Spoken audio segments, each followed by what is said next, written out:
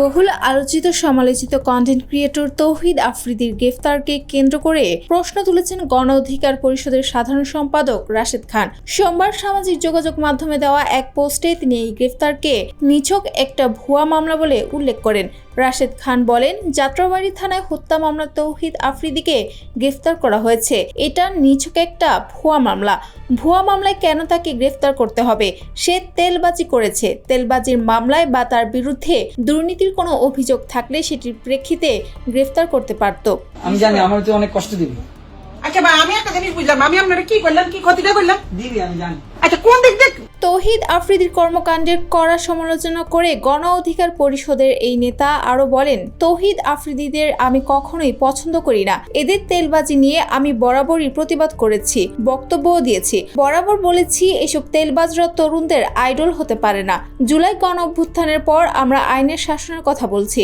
ভুয়া মামলায় কাউকে গ্রেফতার করা আইনের শাসন কায়েমের অন্তরায়। যার বিরুদ্ধে যতটুকু অভিযোগ, সে যতটুকু অন্যায় করেছে তাকে ততটুকুই শাস্তি দিতে হবে। তিনি প্রশ্ন তোলেন, সরাসরি আওয়ামী লীগের পদে থাকা ডামি এমপি বা মন্ত্রীরা কেন গ্রেফতার হচ্ছে না?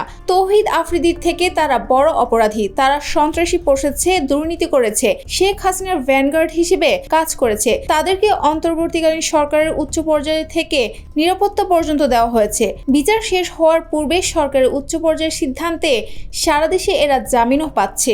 আপনারা যদি সচেতন থাকেন, আপনারা যদি সচ্চার থাকেন, তাহলে যে অভিযোগগুলো শোনা যাচ্ছে, চাঁদাবাজি, টেন্ডারবাজি, বিভিন্ন জায়গায় দখলদারিত্ব, এগুলো কিন্তু শোনা যাবে না। রাশেদ খান অভিযোগ করেন, তিনি গত 1 বছর ধরে এসব অন্যায়ের বিরুদ্ধে কথা বলে অনেকের বিরাগ ভাজন হয়েছেন।